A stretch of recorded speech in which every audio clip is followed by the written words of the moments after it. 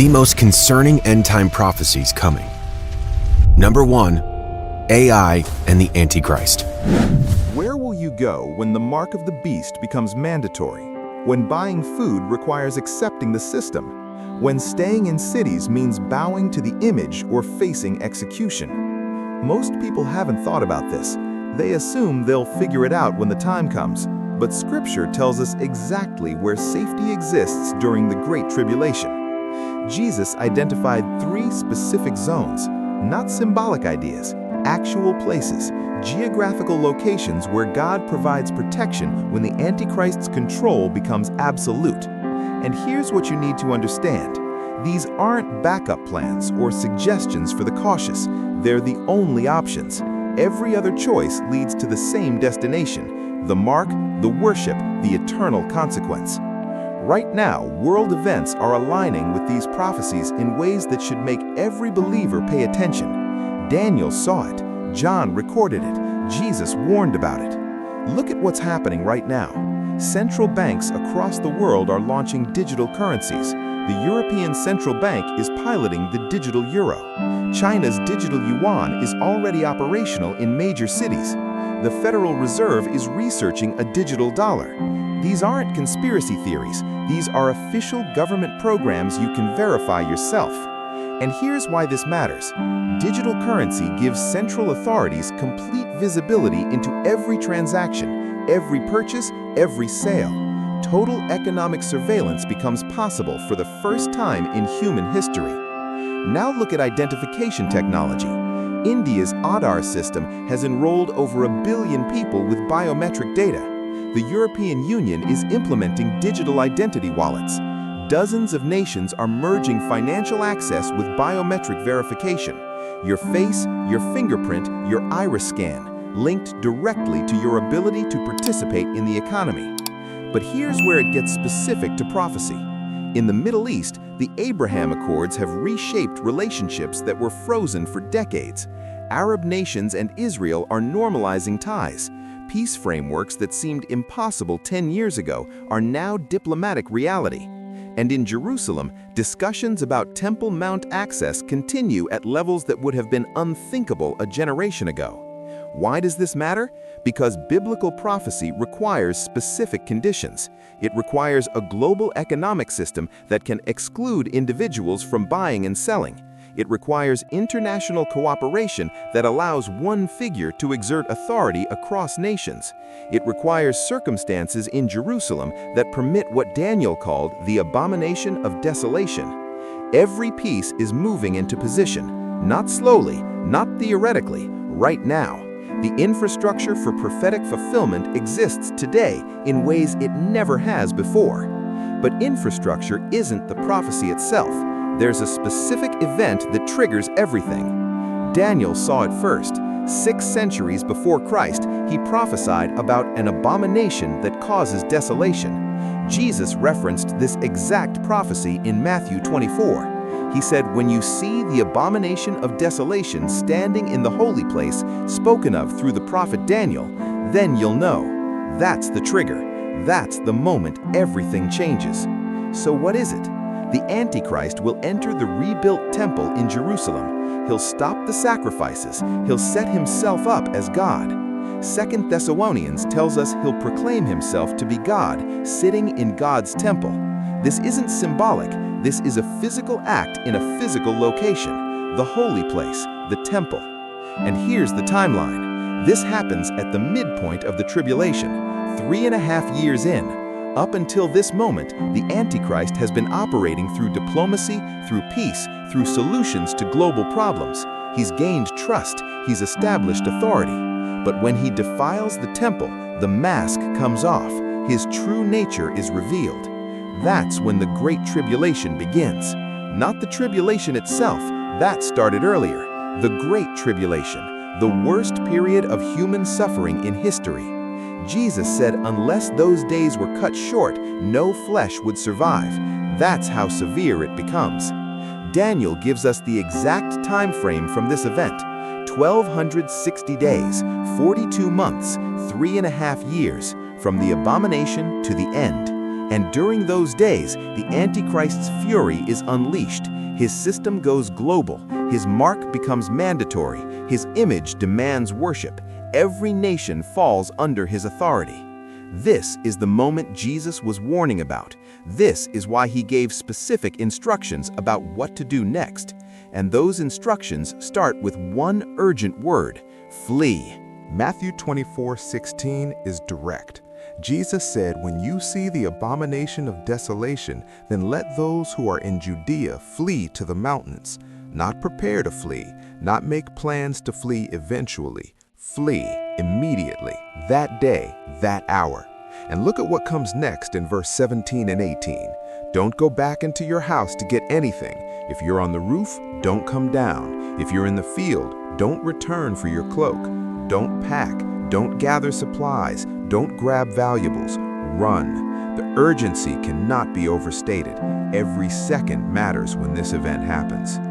Why mountains specifically?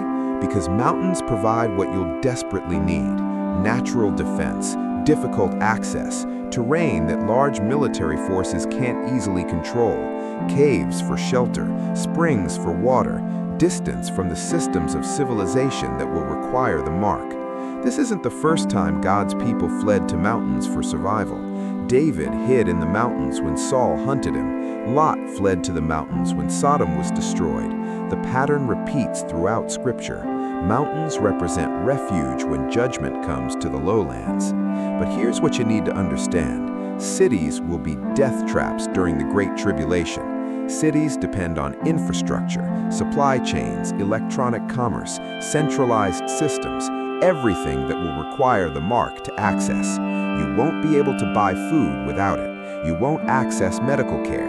You won't purchase fuel. The system will be absolute. Jesus knew this. That's why he didn't say hide in the cities. He didn't say blend into the crowds. He said get out, get to the mountains, get to places where human systems have less control.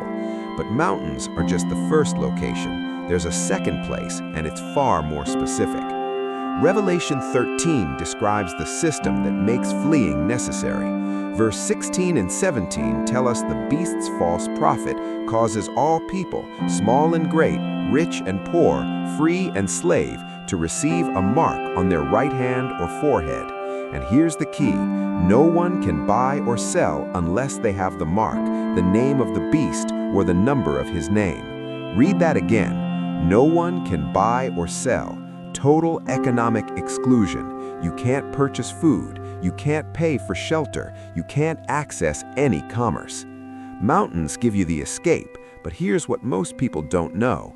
God has prepared a specific place, not just any wilderness, a location set apart for supernatural protection. Revelation 12 gives us the details. A woman flees into the wilderness. She stays there for 1,260 days. That's exactly 3.5 years, the second half of the tribulation. And here's what matters: God feeds her there. The text says, a place prepared by God. This isn't random. This is intentional divine provision. The passage mentions something remarkable. She's given 2 wings of a great eagle to fly into the wilderness. Now that could be symbolic. It could represent speed and divine transport, or it could be literal supernatural movement. Either way, the point is clear. God moves his people to safety with power. So where is this place? Scripture gives us clues. It's in the wilderness. It's remote enough to hide people. It's sustainable for 1,260 days, and it has to be near enough to the region where these events unfold. That means the Middle East. Many scholars point to Petra, the ancient city carved into rock in southern Jordan. Why Petra? Look at Isaiah 16. It talks about Moab hiding the outcasts, concealing the refugees. That's the exact region where Petra sits. Massive rock formations, natural fortifications, water sources, hidden chambers that could shelter thousands. Here's what makes Petra compelling. You can't bomb it effectively. You can't easily siege it. The narrow entrance makes it defensible. The rock walls provide shelter, and it's isolated from the economic system the beast controls. But whether it's Petra specifically or another location God reveals, the pattern is clear. Supernatural provision in a prepared place, just like Israel in the wilderness, manna from heaven, water from rocks. God doesn't bring you to the wilderness to abandon you. He brings you there to sustain you. The beast will have total control of the cities, every transaction monitored, every person tracked. But in the wilderness, his system breaks down. No infrastructure for him to control, no economy for him to leverage, no surveillance grid to trap you. This is why Jesus points to the mountains first, then God preserves people in the wilderness. Same strategy, different locations, both outside the beast's reach. You flee to the mountains when you see the abomination. Some will make it to the wilderness where God has prepared provision. 3.5 years of hiding, 3.5 years of supernatural sustenance, protected from the dragon's fury. But here's the sobering reality. Not everyone will physically escape. So what happens to them? Some won't make it to the mountains in time. Some won't reach the wilderness. Some will be caught in cities when the mark becomes mandatory, and they'll face a choice. Take the mark and live temporarily, or refuse it and die faithfully. Revelation 14 tells us what happens to those who take the mark. They drink the wine of God's wrath. They're tormented with fire and brimstone. The smoke of their torment ascends forever. No rest day nor night. That's not symbolic language, that's eternal consequence. But look at what it says about those who refuse. Blessed are the dead who die in the Lord from now on. Blessed, not tragic, not defeated, blessed. This is the third safe zone, martyrdom. You see it throughout Revelation. Those who were beheaded for their testimony, those who refused to worship the beast or his image, those who rejected his mark. They're standing before God's throne, victorious, vindicated, reigning with Christ for 1,000 years. The beast will demand worship. His image will speak. It will call for the death of anyone who won't bow down, and countless believers will choose death over damnation. That's not losing, that's winning. Jesus said, "Whoever loses his life for my sake will find it." Paul said, "To die is gain." The martyrs understand something critical. Physical safety means nothing if you lose your soul. 3.5 years of surviving with the mark leads to eternity in torment, but dying without the mark leads to eternity in glory. Revelation 15 shows them standing on a sea of glass. They have harps. They're singing the song of Moses and the Lamb. These are the ones who overcame the beast, not by escaping, by refusing, by standing firm unto death. 3 safe zones: mountains for immediate escape, wilderness for divine provision, martyrdom for ultimate victory. Every path leads to the same destination. But here's what connects all 3: obedience when God speaks. God has done this before.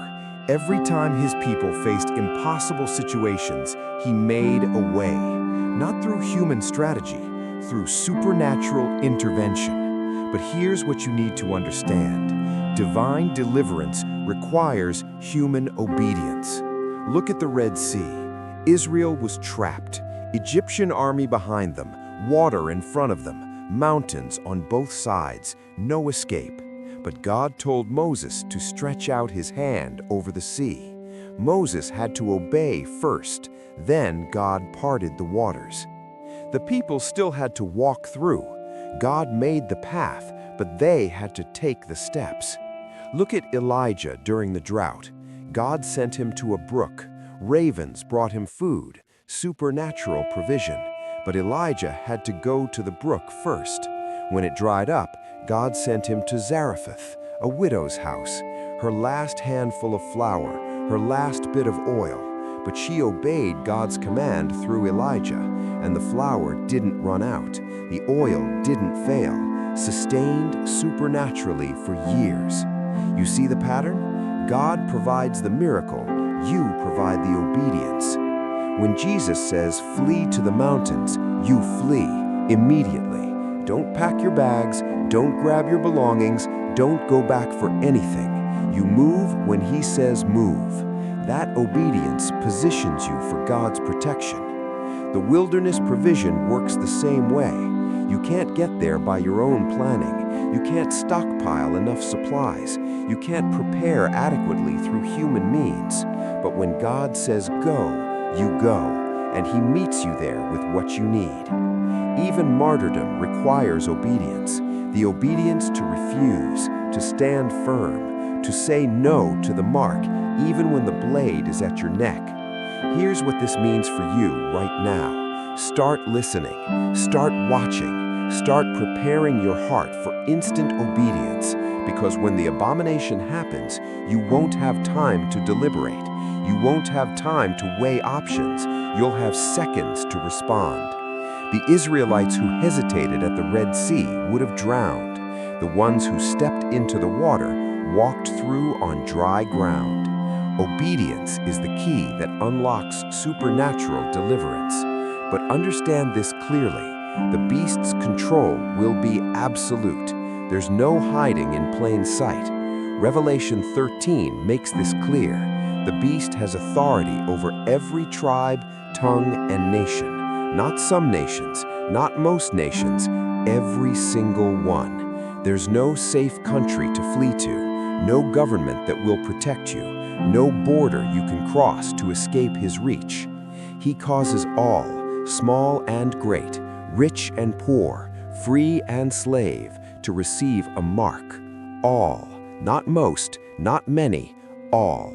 You can't buy without it. You can't sell without it. The economic system becomes a trap. Every transaction requires the mark.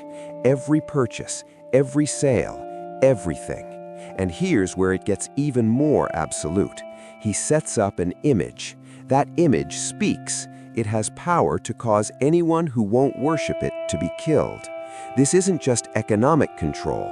This is forced worship enforced by death. So let's be honest about your options. You can't stay in the cities and avoid the mark. The system won't allow it. You can't work around it.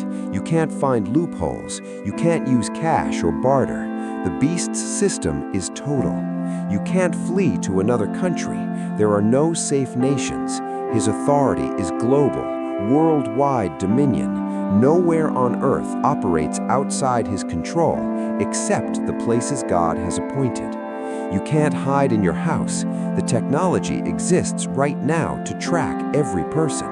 Facial recognition, biometric scanning, digital tracking. If you're in the system, they'll find you. And during the tribulation, that technology will be weaponized completely. 3 zones, that's it. Mountains for immediate escape, wilderness for supernatural provision, martyrdom for faithful refusal. There is no fourth option. No secret strategy, no clever plan, no underground network that can sustain you for 3.5 years. The beast's power is complete, but his time is limited. Because here's what changes everything. Those 1,260 days in the wilderness aren't forever. Christ is coming back. The wilderness is temporary. The suffering has an end date. 1,260 days, that's all. Then heaven opens. Revelation 19 shows us what happens. Jesus returns on a white horse, his eyes like flames of fire, his robe dipped in blood. The armies of heaven follow him, and out of his mouth comes a sharp sword to strike down the nations. The beast who seemed invincible, captured instantly. The false prophet who performed miracles, seized in a moment. Both thrown alive into the lake of fire. Their entire system collapses in seconds. Every king who gave their power to the beast, every army that enforced his mark, every person who worshipped his image, they face the King of Kings, and there's no resistance, no battle, just complete and total defeat. But look at what happens to those who refuse the mark. Revelation 20 tells us they come to life. They reign with Christ for 1,000 years. The ones who lost their heads for Jesus, they're ruling and reigning. The ones who fled to the mountains and wilderness, vindicated and exalted. 3.5 years of suffering, 1,000 years of reigning. That's the trade.